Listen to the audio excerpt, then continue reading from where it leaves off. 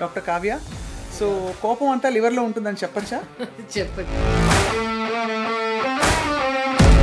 కోపంగా ఉండే వాళ్ళ ఆరా మొదలుకుని కోపంగా ఉండే వాళ్ళ బాడీ లాంగ్వేజ్, వాళ్ళ ఎమోషన్స్ అంటే వాళ్ళ లోపల స్థితి, డైజెషన్ ఇవన్నీ మాట్లాడితే what would you say? So 100% happiness నుంచి మీరు 0% అయినట్టు యాంగర్ అంటే. సో అది దేని ద్వారా అనేది మీకు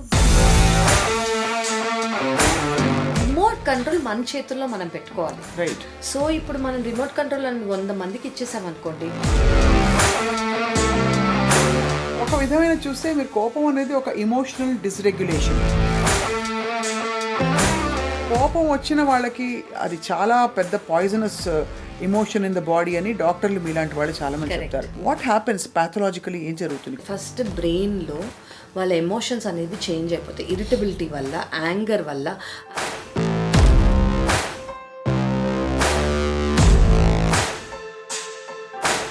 I'm talking but proper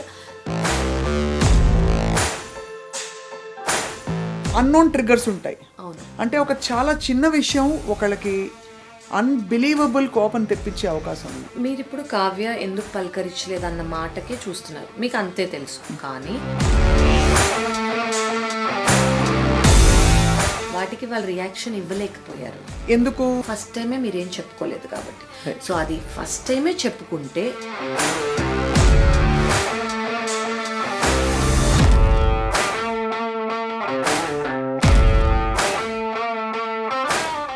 hello and welcome to a brand new episode of our favourite series సీక్రెట్తో స్నేహం. జీవితంలో జరిగే ప్రతి విషయానికి, వ్యక్తిలో ఉండే ప్రతి లక్షణానికి వెనక ఒక సీక్రెట్ ఉంటుంది. అది క్రాక్ చేసే ప్రయత్నం చేస్తూ ఉంటే జీవితం ఒక ఆనందకరమైన ఎక్స్పీరియన్స్గా మారడమే కాకుండా మనకి, ఇతరులకు కూడా ఒక చక్కటి జీవితానికి చాలా ఉపయోగపడుతుంది.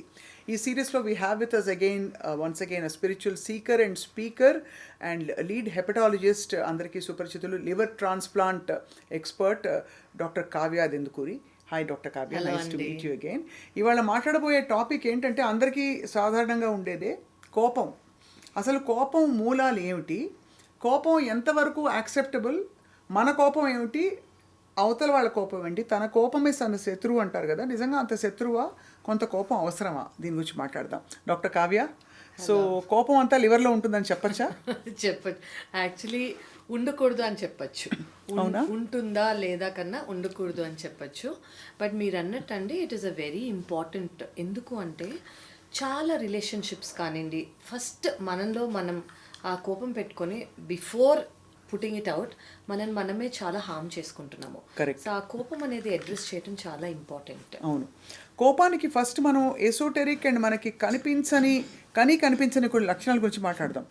కోపంగా ఉండే వాళ్ళ ఆరా మొదలుకుని కోపంగా ఉండే వాళ్ళ బాడీ లాంగ్వేజ్, వాళ్ళ ఎమోషన్స్ అంటే వాళ్ళ లోపల స్థితి, డైజెషన్ ఇవన్నీ మాట్లాడితే what would you say? Actually this is so important అండి. మనం ఫస్ట్ మొన్న వి ఎండెడ్ ఆ topic with law of vibration కదా. ఆ వైబ్రేషన్ స్కేల్లో యాంగర్ అనేది లోయెస్ట్. అమ్మో.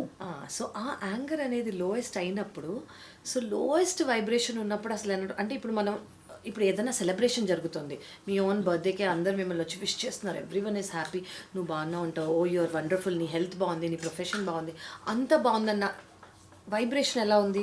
Extremely high. ఆర్ మీరు అనుకున్నది డ్రీమ్ ఫుల్ఫిల్ అయింది. సో ఆ వైబ్రేషన్ అనేది చాలా బ్యూటిఫుల్గా ఉంది. ఇమాజిన్ దానికి ఆపోజిట్ వైబ్రేషన్ మీ లైఫ్లో వస్తే అంటే ఏంటి? అది లో వైబ్రేషన్. సో 100% హ్యాపీనెస్ నుంచి మీరు 0% అయినట్టు యాంగర్ అంటే. సో అది దేని ద్వారా అనేది మీకు మీరు ఇచ్చుకున్న రియాక్షన్ ఒక సిచ్యువేషన్కి. సో మీరు ఇచ్చుకున్న యాంగర్ మీకు అంటే చాలా మంది అనేది ఏంటంటే వాళ్ళు అలా బిహేవ్ చేశారు కాబట్టి నాకు కోపం వచ్చింది. ఫస్ట్ కోపం ఎవరికి వచ్చింది? మనకు కదా వచ్చింది. సో వచ్చింది అంటే ఎవరో వాళ్ళు తెచ్చి మనకి ఇవ్వలేదు, నాలోంచి వచ్చింది. అది ఎందుకు వచ్చింది, అది రావాలా వద్దా అనే రిమోట్ కంట్రోల్ మన చేతుల్లో మనం పెట్టుకోవాలి. రైట్. సో ఇప్పుడు మనం రిమోట్ కంట్రోల్ అని 100 మందికి ఇచ్చేసామనుకోండి, ఈరోజు వాడు నాతో మాట్లాడలేదు, ఈరోజు ఆమె తినలేదు, ఈరోజు వీళ్ళు సరిగ్గా చేయలేదు అంటే వాళ్ళు ఎవరు ఒక్కొక్కళ్ళు ఒక్కొక్కలాగున్న రోజు అంతా మీకు కోపం వచ్చేస్తుందా? సో అందరూ బిహేవియర్ని బట్టి నా కోపం డిపెండ్ అయ్యి ఉంటే నేను ఏ రోజు హ్యాపీగా ఉంటాను? వాళ్ళు హ్యాపీగా ఉన్న రోజు నేను హ్యాపీగా ఉంటాను, వాళ్ళు కరెక్ట్ చేసిన రోజు నేను కరెక్ట్గా ఉంటాను. అంటే వాళ్ళ మూడ్ బాగుండి వాళ్ళు ఆనందంగా ఉంటేనే నేను ఆనందంగా ఉంటానా అని మనం అర్థం చేసుకున్న రోజు ఫస్ట్ మనం ఆ రియాక్షన్ ఇవ్వం.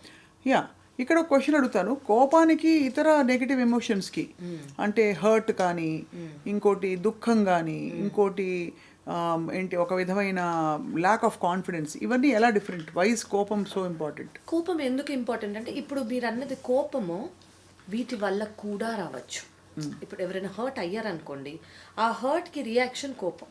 ఎందుకు? వాళ్ళ హర్ట్ని డైరెక్ట్గా బయటికి చెప్పలేకపోతున్నారు. అవును, ఈధర్ వాళ్ళ కండిషనింగ్ ద్వారా చెప్పలేకపోయి ఉంటారు. అంటే ఏంటి అంటే చిన్నప్పటి నుంచి ఇప్పుడు ఏదన్నా ఇమోషన్ కానీ మనకు వచ్చింది, లేదా ఏదైనా ఫేస్ చేసాం మనం అంటే అది బయటకు చెప్పుకోవటం అలవాటు లేక ఇంట్రోవర్ట్స్ అంటాం మనం, లేదా ఫ్యామిలీ సర్కమ్స్టెన్సెస్ కానివ్వండి, సొసైటల్ సర్కమ్స్టెన్సెస్ కానివ్వండి, మీకు చెప్పే అవకాశం మీకు చూపిలేదు.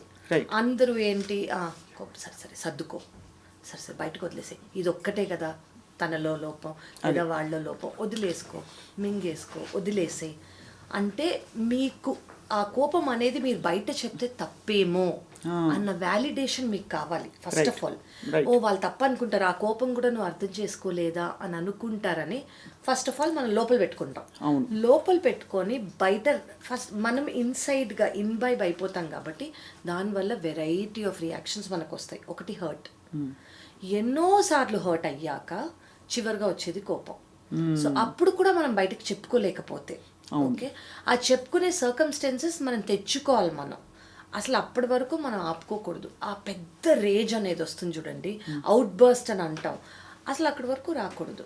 చిన్నది ఏమన్నా ఉంటే మనం మాట్లాడుకునే స్టేజ్లో మనం ఉండగలిగితే, ఓకే నాకు ఈరోజు ఇలా అనిపించింది నిన్ననే సాఫ్ట్గా విత్ లవ్ విత్ రెస్పెక్ట్ మనం చెప్పుకోగలిగిన స్టేజ్లో మనం ఉండాలి. అది ఒకటి.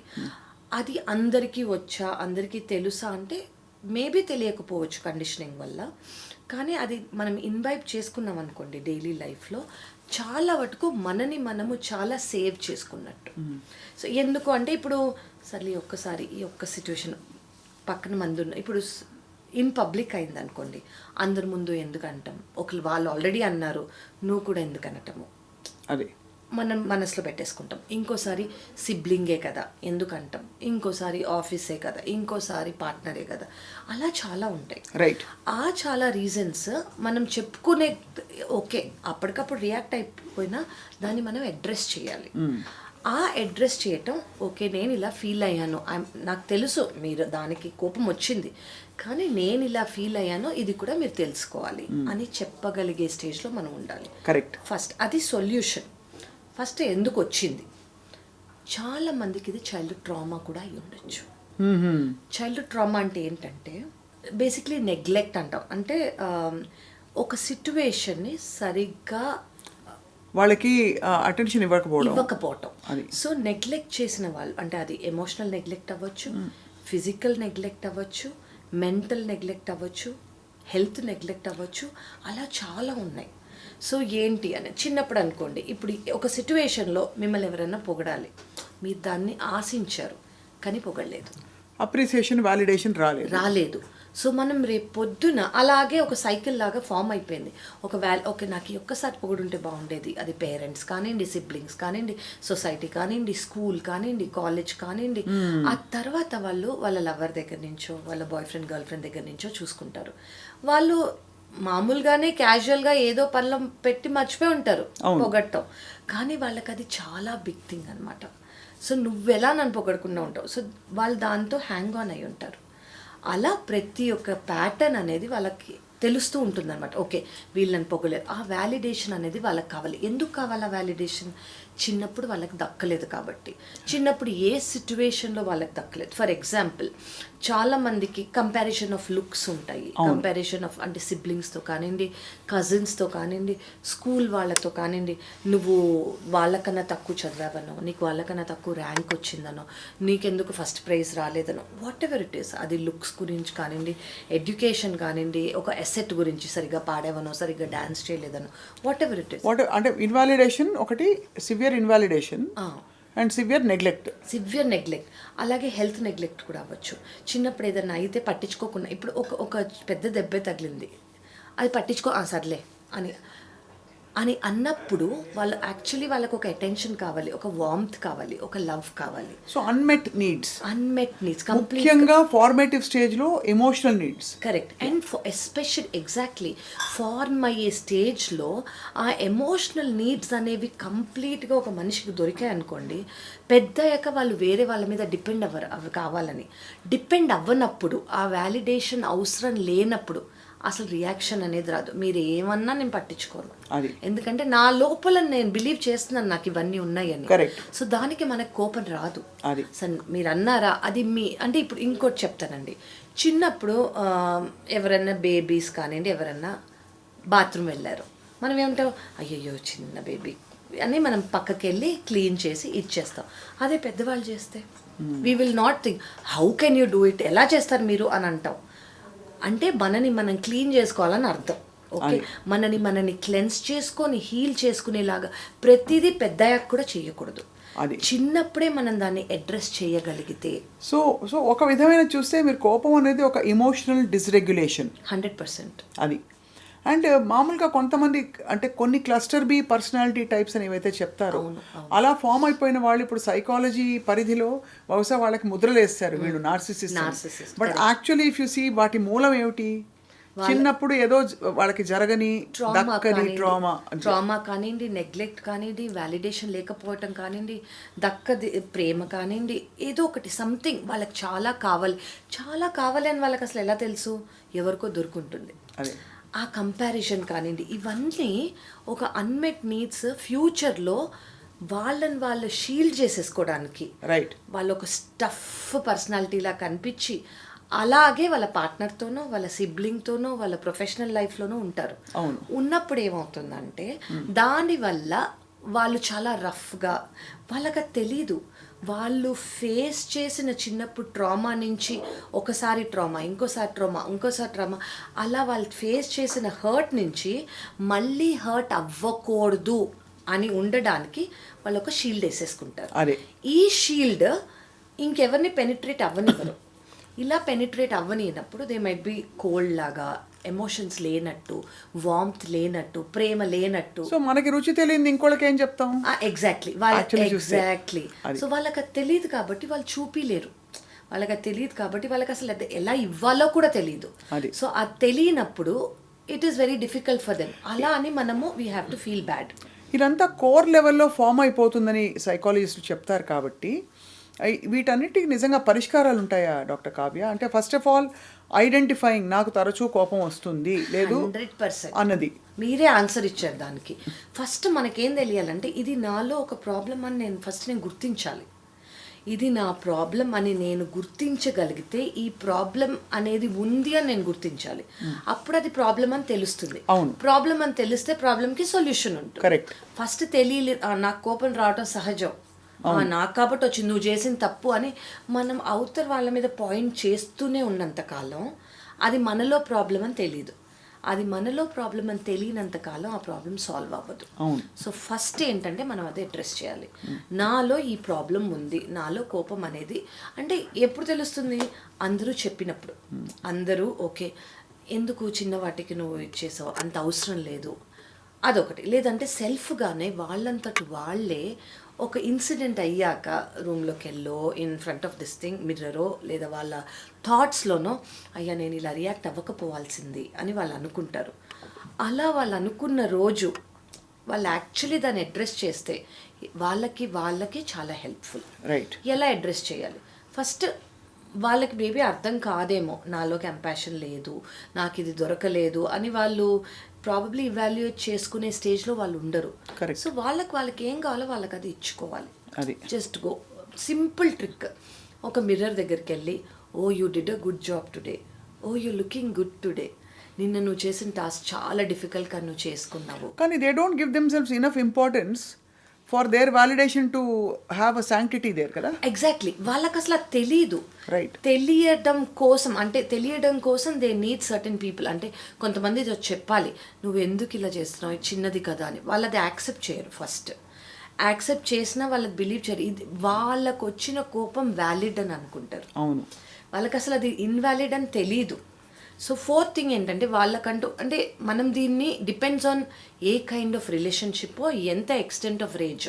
అది రిలేషన్షిప్ చాలా క్లోజ్, ఎక్స్ప్లెయిన్ చెయ్యాలి అనుకుంటే ఖచ్చితంగా ఎక్స్ప్లెయిన్ చెయ్యాలి. ఆ రేజ్ అనేది టాలరబుల్, అంటే అది వెంజెన్స్లోకి కానివ్వండి, మరీ ఇప్పుడు చాలామంది కోపం వల్ల కక్ష సాధింపులో వెళ్ళకపోతే చాలు. కక్ష కానివ్వండి, చాలామంది మర్డర్స్ చేయటము, యాసిడ్ చేయటం ఎక్సెట్రా. చాలా ఆ కోపం గురించి ఐఎమ్ నాట్ టాకింగ్. దానికి ఖచ్చితంగా హెల్ప్ కావాలి, అది ఎక్స్టర్నల్ హెల్ప్ కావాలి, ఏజెన్సీస్ కావాలి, చట్ట వ్యవస్థలు కావాలి. ఎగ్జాక్ట్లీ. బట్ మనం మాట్లాడేది కొంచెం పరిధిలో అర్థమయ్యే కోపం, రెగ్యులర్గా ఉండేది. అది అసలు అవసరమా కాదా చాలా మందికి. ఇంకోటి ఏంటంటే ఫ్యామిలీస్లో చూస్తారు, ఒక ఫాదర్కో, ఒక మదర్కో, ఒక గ్రాండ్ ఫాదర్కో, ఒక గ్రాండ్ మదర్కో కోపం అనేది రెగ్యులర్గా ఊరికే వచ్చే కోపం అనేది చూస్తారు. అండ్ పక్క వాళ్ళు సైలెంట్గా ఉండడం కూడా చూస్తారు. సో అది వాళ్ళు ఇన్వైబ్ చేసుకొని అదే వాళ్ళు అవుతారు కూడా. రైట్. అది అయిపోయి అది నార్మల్ అనుకుంటారు. ఎందుకు? వాళ్ళు అక్కడ కామ్గా ఉన్నారు కాబట్టి. ఇప్పుడున్న వాళ్ళు కామ్గా లేకపోతే వీళ్ళు తప్పు అని అనుకుంటారు. బట్ యాక్చువల్లీ వాళ్ళు చేసింది అప్పటికప్పుడే చెప్పాల్సింది. ఊరికే ఇంత కోపం అవసరం లేదు, మనం డిస్కస్ చేసుంటే బాగుండేది. సో ఇది ఫ్యామిలీస్లో కూడా ఉంటుంది. కరెక్ట్. సో ఫాదరో మదరో ఎవరైతే ఒక ఫ్యామిలీలో ఉంటారో, గ్రాండ్ పేరెంట్సో, సిబ్లింగో, అంకుల్సో, ఆంటీసో ఎవరైనా, సో ఇది ఫ్యామిలీలో కూడా స్ప్రెడ్ అవుతుంది. కాబట్టి at family level, at child level చిన్నప్పుడే మనం అది అడ్రస్ చేసుకుంటే ఇది పెద్ద అయ్యాక ఒక పెద్ద బ్లేమ్ గేమ్గా కానివ్వండి, ఒక నా లైఫ్లో ఇది ఎందుకు అయింది అన్న పెద్ద ఇదిలాగా అవ్వదు. Right. So that is very important. So కోపం వచ్చిన వాళ్ళకి అది చాలా పెద్ద poisonous emotion in the body అని డాక్టర్లు మీలాంటి వాళ్ళు చాలామంది చెప్తారు. వాట్ హ్యాపెన్స్ ప్యాథలాజికలీ, ఏం జరుగుతుంది కోపం వచ్చిన వాళ్ళకి? బీపీ మొదలుకొని కోపం రాగానే ఫస్ట్ మన బాడీలో, అంటే అసిడిక్ బాడీ అని అంటాం కదా, let me talk about gut and emotions are directly related. So కోపం వచ్చినప్పుడు వాళ్ళకి ఏమవుతుందంటే ఫస్ట్ బ్రెయిన్లో వాళ్ళ ఎమోషన్స్ అనేవి చేంజ్ అయిపోతాయి. ఇరిటబిలిటీ వల్ల, యాంగర్ వల్ల, ఆ యాంగర్ బయటకు వచ్చి వాళ్ళకు వచ్చిన గిల్ట్ వల్ల, వీటన్నిటి వల్ల ఏమవుతుందంటే వాళ్ళ బాడీలో అనేది చాలా కెమికల్ చేంజెస్ వచ్చేస్తాయి. దానివల్ల ఫస్ట్ డైజెషన్ ప్రాబ్లమ్స్ రావచ్చు, కాన్స్టిపేషన్ ప్రాబ్లం రావచ్చు, డయేరియల్ ప్రాబ్లం రావచ్చు. అండ్ కొంతమందికి వీటన్నిటి వల్ల చిన్న రీజన్స్ వల్ల వీళ్ళకి అది అర్థం కాదు. డైలీ నేను ప్రొఫెషనల్గా ఇప్పుడు వర్క్ స్పేస్లో ఎవరి మీదన్నా అరిచారు, వర్క్ ప్లేస్లో ఎవరి మీదన్నా కోపం వచ్చింది, కొంతమంది మరీ టూ మచ్గా ఇచ్చేస్తారు. దానివల్ల వాళ్ళకి over a period of time depression, anxiety, stress related problems, heart attacks, BP ఇవన్నీ చాలా common. Right. So I'm not talking about small, అంటే చిన్న మూడ్ స్వింగ్స్ గురించి మాట్లాడట్లేదు నేను. I'm talking about proper temperament కన్నా ఎక్కువైన యాంగర్ గురించి. బట్ సప్రెషన్ కూడా వీటన్నిటికీ దారి తీస్తుందంట. 100% లోపలే పెట్టుకోవటం, అంటే సప్రెషన్ వీటికి దారి తీస్తుందని మంది మీద చూపించకూడదు. దీన్ని అడ్రస్ ఎలా చేసుకోవాలి? చిన్నగా ఇప్పుడు మీ మదరో, మీ ఫాదరో, నీ బెస్ట్ ఫ్రెండో, నీ స్పౌసో, నీ పార్ట్నరో, గర్ల్ ఫ్రెండ్, బాయ్ ఫ్రెండ్ ఎవరన్నా వీళ్ళ దగ్గర వెళ్ళి నాకు ఇలా అవుతోంది అని ఫస్ట్ చెప్పుకోవటం తెలుసుకోవాలి. అలా చెప్పుకోవటం రాదు, నేను ఆ పర్సనాలిటీ కాదు అని అనుకోవచ్చు చాలామంది, కానీ that is the first step. నాకు ఈ ప్రాబ్లం ఉంది, నేను ఇది అడ్రస్ చేసుకోవాలి. ఎక్కడ ఇది రూట్ కాజ్? నేను ఈ 100 times నేను చెప్పుకోలేదు, ఈ 100 times చెప్పుకోలేదు కాబట్టి నాకు ఫస్ట్ 101 time నాకు కోపం వచ్చేస్తుంది. అండ్ ఇంకోటి ఏంటంటే చాలామంది చాలా టనెల్డ్ ఉంటారు. టనెల్డ్ అంటే ఏంటంటే నాకు తెలుసు నువ్వు ఇలాగే బిహేవ్ చేస్తావు రేపు పొద్దున, అందుకే నాకు ఈరోజు కోపం వచ్చింది అంటే అజంప్షన్ మోడ్లోకి వెళ్ళిపోతారు. ఎందుకంటే దే బిలీవ్ వాళ్ళు అనుకున్నదే, వాళ్ళు థింక్ చేసిందే, వాళ్ళు చూసిందే రైట్ అని అనుకుంటారు. కొంతమంది చాలా స్టబ్బర్న్గా కూడా ఉంటారు. ఇది మామూలుగా చైల్డ్హుడ్ ట్రామాలో కూడా ఒక పార్ట్, ప్లస్ వాళ్ళ కండిషనింగ్, ప్లస్ వాళ్ళ ఈగో సెల్ఫ్ చాలా యాక్ట్ చేస్తుంది. ఎందుకంటే వాళ్ళు చిన్నప్పుడు చాలా నో విన్నారు. రైట్. నో విన్నందుకు మళ్ళీ నో ఎక్కడ వినాల్సి వస్తుంది అని ముందే ఇది ఎస్ నేను చెప్తున్నాను నువ్వు చెయ్యాలి అనే ఒక అగ్రెషన్ వచ్చేస్తుంది ఎక్కడ వాళ్ళు నో వినాల్సి వస్తుందో అని. ఈ నో వినలేక వాళ్ళు చిన్నప్పటి నుంచి వినుండో, లేకపోతే ఎవరో విని సఫర్ అయినది వాళ్ళు చూసి they cannot take it. So అందుకే ఫ్యూచర్లో నో వినాల్సి వస్తున్న సిచ్యువేషన్స్ వాళ్ళు ఈ రోజే కంట్రోల్లోకి తీసేసుకుంటారు. కంట్రోల్లోకి తీసేసుకొని అది కంట్రోల్ బయటికి వెళ్ళింది అంటే ఆపోజిట్ మనిషి మామూలుగానే నీకేం తెలుసు అది ఫ్యూచర్లో అలా అవుతుందని అని అన్నా కూడా బికాస్ దే హ్యావ్ ఆ ఫియర్ ఉంది కాబట్టి వాళ్ళకి ముందే రియాక్ట్ అయిపోయి నీకు తెలీదు అని చాలా స్టబ్బన్గా చెప్పేస్తారు. సో ఇంకోటి ఏంటంటే ఈ యాంగర్స్ అనేవి కొంతమందికి ఒక పర్సనాలిటీ ఉంటుంది. ఈ పర్సనాలిటీ అందరి దగ్గర చూపించలేరు, ఒకళ్ళ దగ్గర మాత్రమే చూపించగలరు. ఫర్ ఎగ్జాంపుల్ మీ కోపం మీ మదర్ దగ్గరే చూపి, మీ ఫాదర్ దగ్గరే చూపి, మీ బ్రదర్ సిస్టర్ అలా బెస్ట్ ఫ్రెండ్ అలా ఒక్కళ్ళ దగ్గరే చూపించగలరు, వేరే వాళ్ళ దగ్గర చూపించలేకపోతారు. ఎందుకంటే సేఫ్గా ఫీల్ అయిన చోట చెప్పగలరు, చూపించగలరు. అట్లాంటి వాళ్ళు ఒక విధంగా కొంత ధన్యులే, ఎందుకంటే వాళ్ళ కోపం ఉందని ఐడెంటిఫై చేసుకున్నారు. ప్లస్ ఇంకోటి ఏమవుతుందంటే వేరే చోట చూపించలేక ఆ కోపం అంతా ఇక్కడే వస్తుంది. అసలు అవసరం లేని చోట కొంతమంది అసలు ఎందుకు సడన్గా వీళ్ళు నా మీద ఇచ్చేస్తున్నారు, దెన్ ఓకే వాళ్ళు అక్కడ చూపించలేరు కాబట్టి వాళ్ళు ఇలా ఉన్నారు కాబట్టి నా మీద ఉంటుంది అని వాళ్ళు ఇంత ఎక్స్ప్రెస్ చేసుకొని ఐడెంటిఫై చేసుకోగలగాలి. సో దీనికి ఏంటంటే వీళ్ళు కోపం వచ్చేది వాళ్ళకి, దానివల్ల వాళ్ళ ఇంటర్నల్గా వాళ్ళు హర్ట్ అవుతున్నారు, బయట ఉన్న రిలేషన్షిప్స్ కూడా స్పాయిల్ అయ్యే అవకాశం ఉంది. సో ఫస్ట్ వాళ్ళకి వాళ్ళు హెల్ప్ చేయాల్సింది ఏంటంటే ఓకే నాకు ఇది ప్రాబ్లమాటిక్ అవుతుంది, దీనివల్ల నాలో మూడ్ స్వింగ్స్ వస్తున్నాయి, నాలో ఇరిటబిలిటీ వస్తుంది, నా హార్ట్ రేట్ పెరుగుతుంది, నా బీపీ పెరుగుతుంది. సో ఫంక్షనల్ లెవెల్లో ఒక విధమైన ఇంపైర్మెంట్ వస్తుంది. అవేర్నెస్ అనేది రావాలి, ఆ మైండ్ఫుల్నెస్ అనేది రావాలి. ఈ మైండ్ఫుల్నెస్ ఎప్పుడు కామ్గా ఉన్నప్పుడే వస్తుంది. ఆ కామ్గా ఉన్నప్పుడు వచ్చినప్పుడు కొంతమంది దాన్ని మాస్క్ చేసేస్తారు. సర్లే నడుస్తోంది కదా అలాగే నడిపిద్దాం, నా పర్సనాలిటీ ఇప్పుడు చేంజ్ అయితే ఎవరేమంటారో అదొకటి, ఆ భయం. ఎందుకంటే ఒక పర్సనాలిటీ ఉంది, అది మ్యాన్ అయినా ఉమెన్ అయినా, ఓ నువ్వు ఇలా ఉన్నావు, నువ్వు సడన్గా సైలెంట్ అయిపోయి ఏంటి నువ్వు సారీ చెప్పావా అని ఒక హైప్ ఇచ్చేస్తారు దానికి. సారీ చెప్తే అందులో ఏముంది అని అనుకోరు, ఓకే నువ్వు రియలైజ్ చేసుకున్నావు అని అనుకోరు. ఓ నువ్వు సారీ చెప్పావంటే నువ్వు ఏదో చేసావు, అలాంటి రిపర్కషన్స్కి వాళ్ళు ఫీల్ అయ్యి భయపడి వాళ్ళు ముందే చెప్పరు. సో ఇవి మనం నార్మలైజ్ చేసుకోవాలి. ఏంటి నార్మలైజ్ చేశారంటే ఎవరికైనా కోపం వస్తే వాళ్ళు సారీ చెప్పటం నార్మల్, అదొకటి. నువ్వు కాబట్టి సారీ చెప్పా అదే నువ్వు గ్రేట్.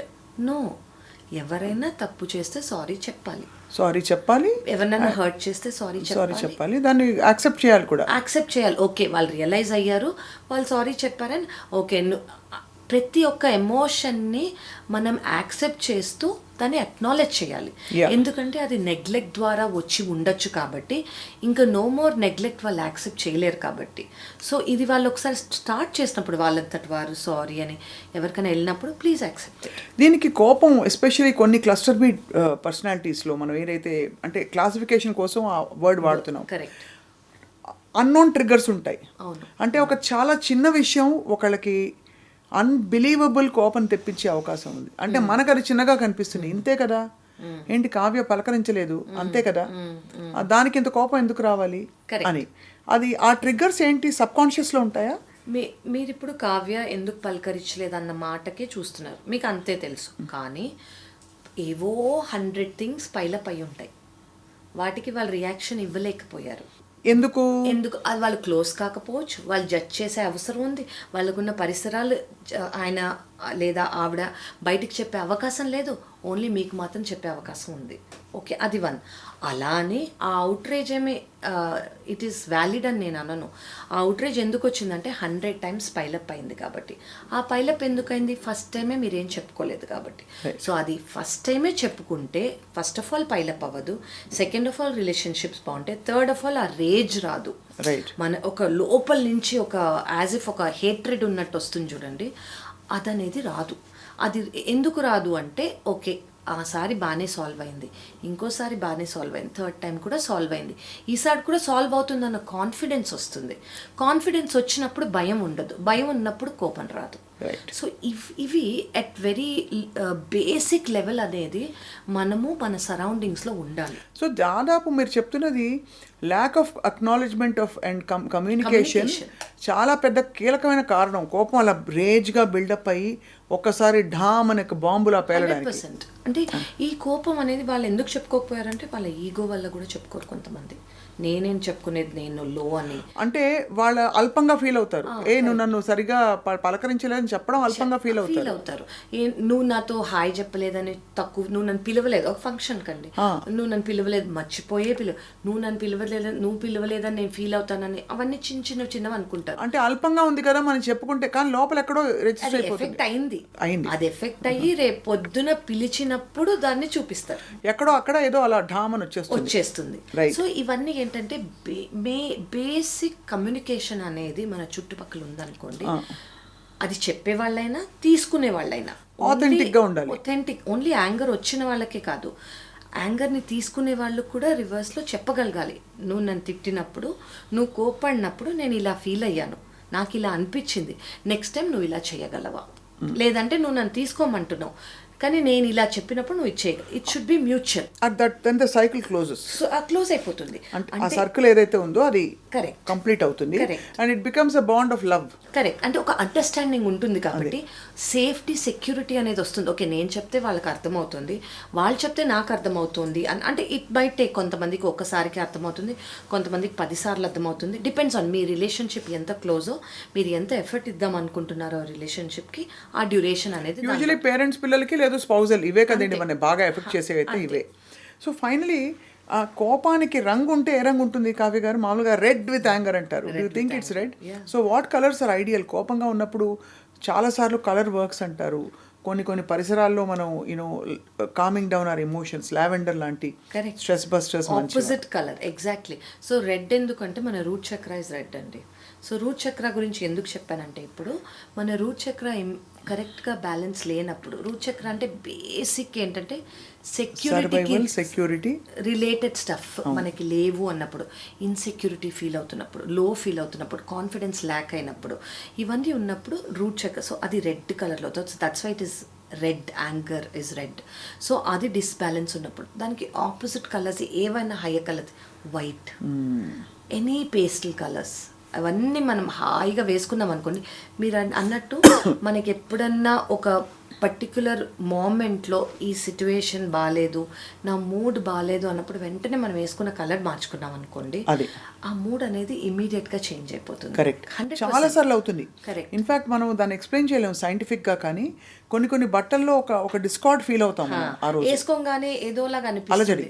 ఒక హై డార్క్ కలర్స్ వేసుకోగానే అలజడు, ఒక యూ డోంట్ ఫీల్ మీ ఒరిజినల్ సెల్ఫ్ లాగా మీకు అనిపించదు. So colours play a major. Actually there is something called colour therapy. Right. So చాలా మంది ఈ కలర్స్ని ఫాలో అవుతూ అది డైట్లో ఫాలో అవుతారు. నేను చూసే ఫుడ్ ఈ కలర్లో ఉండాలి, నేను వేసుకునే బట్టలు ఈ కలర్లో ఉండాలి, నా బెడ్షీట్స్ ఈ కలర్లో ఉండాలి అని.